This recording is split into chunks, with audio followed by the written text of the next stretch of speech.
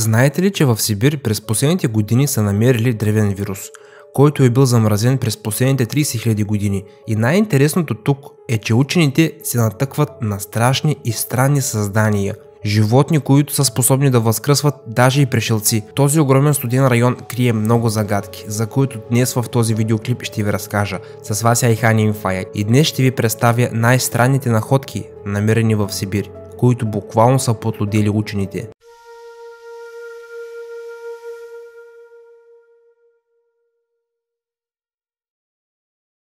Древен вирус. През 2014 година група микробиолози от Франция са се занимавали с изучаването на състава на леда в дълбочина от 30 метра. Откритието, което са успели да открият, е шокирало учените. Оказало се, че в дълбините са намерили опасен древен вирус на 30 000 години. Това е била първата находка за жизнеспособен вирус.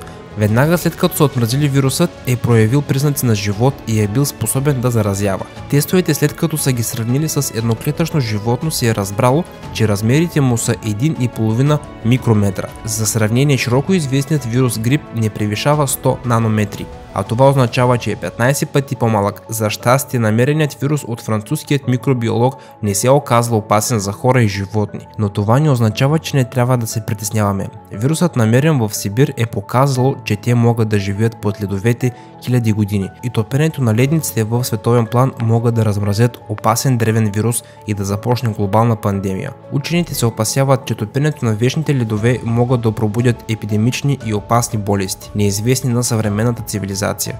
Обаче не винаги вирусите, които се появяват на повърхността, оживяват заради строгият контрол от учените. През август 2016 година жители на Ямало-Ненецкият автономен окръг са се борили с избухването на епидемията сибирска язва на полуостров Ямал. Епидемията се е разпространила сред северните елени. В резултат са починали около 2000 животни. Учените са споделили, че разпространението на вируса също е способствало за аномални високи температури в региона, но да се търси причина е било вече късно. Трябвало е да се вземат бързи мерки, за да се спре разпространението на вируса. В района, където са забелязали разпространението на вируса, са били изпратени група военни, в това число и специалисти с химически и биологически оръжия. Намиращите се в района местни жители са били бързо евакуирани от зоната на риска и именно в такъв образ са успели да се справят с разпространението на вируса през 2016 година. А какво ни очаква в бъдеще е една голяма тайна. Тайната на кратерите. На полуостров Ямал за последните няколко години са се случили много аномалии. Например, там са започнали да се появяват странни кратери, но учените и до ден днешен не могат да обяснят по каква причина се появяват. Първият кратер е с диаметър 20 метра и е бил забелязан през юли 2014 година от екипажа на вертолет по време на патрулирането на територията. Голям кръгъл кратер. Как е било възможно да се създаде нещо подобно? Такъв ефект може да предизвика само взрив с необясними размери, но никой от местните жители не е виждал и слушал нищо. А през 2017 година се е появил мъж, който е споделил, че е видял как се е създал този кратер. Мъжът е заявил, че е чул силен взрив и цялата околност се е покрила с гъст дим. След проверка на информацията са намерили още един кратер, отстъпващ по размери на първият. Как се случват подобни взривове? Как е станало това, приятели? Учените предполагат, че взривната вълна може да е дошла под земята, обаче вулканите нямат нищо общо с подобни явления. Въпреки че рецептата за подобни явления е прекалено проста. Нужна е определена концентрация на метан, лед, вода и почва. Но защо подобни явления не са се случвали преди? По мнение на учените, виновно е глобалното затопляне. Именно това предизвиква повишена концентрация на метан в ниските слоеве на почвата. Но не гледайки на обясненията и мнението на учените, са започнали да се появяват още по-странни кратери. Мислите си, че ледовете крият само вируси? Далеч не. В топящите се ледници учените са открили още по-сложни организми. Те са били шокирани, когато са видели как червиите са се върнали към живота след размразяването им. Забелязването на многоклетъчни организми наистина е удивило учените и са започнали по-целеустремено да ги изследват. Сега те се опитват да разберат какво е накарало червиите да възкръснат, които в продължение на хиляди години са били в замръзнал вид. Възможно е резултатите да се включат към криогенното замръзване на хора, но даже това не е най-шокиращата находка в тази подборка? Искате ли да узнаете как находка в Сибир истински е очудила учените по цял свят? Тогава гледайте по-напред, защото най-интересното предстои. За тези хора, които все още не вярват, че в студеният Сибир могат да се крият истински чудеса, преди години учените на тези територии са успели да открият непипната от майката природа тяло на мамут.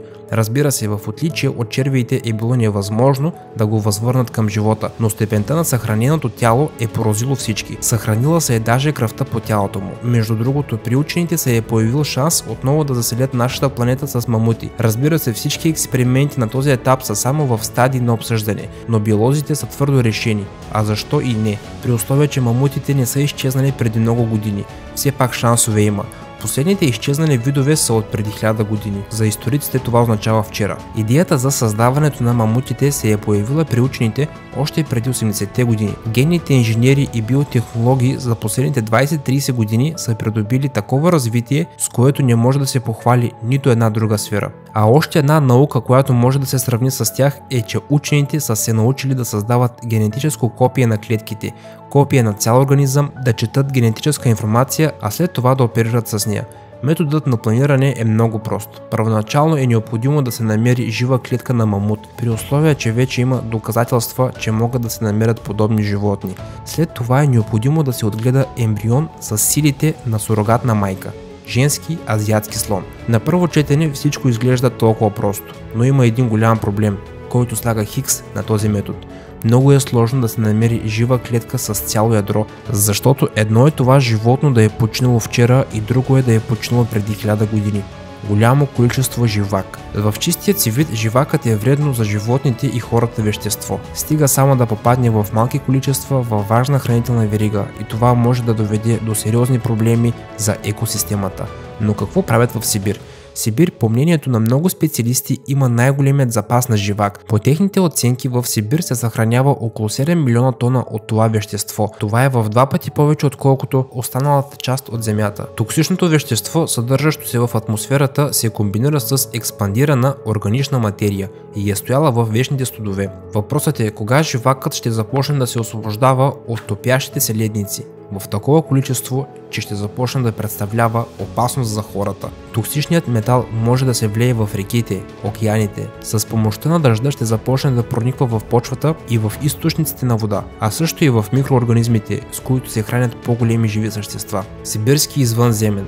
През 2017 година двама жители на Иркутск са забелязали нещо наистина плашещо. Двамата студенти са се разхождали в района и по пътя са забелязали тяло на някакво същество, неприличащо на никой от жителите на нашия свят. Младите студенти са заявили, че са намерили тяло на извънземно същество, който е дошъл от космоса и е починал в снеговете на Сибир. За заснетите кадри младите студенти успешно са успели да ги продадат на известен руски канал. Кадрите, които са попаднали в интернет, истински са шокирали хората. Специалистите по уфология потвърждават, че на снимките наистина е извънземно същество.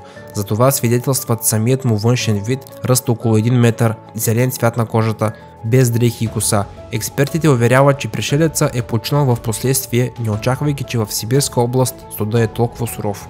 Находката, която в буквален смисъл е шокирала учените, въпреки че не всеки ден се намират странни създания в този район, но това същество не просто е неизвестно за науката, а въобще не прилича на същество, което е живяло на нашата планета. Това същество е намерено от шахтьори в Якутия.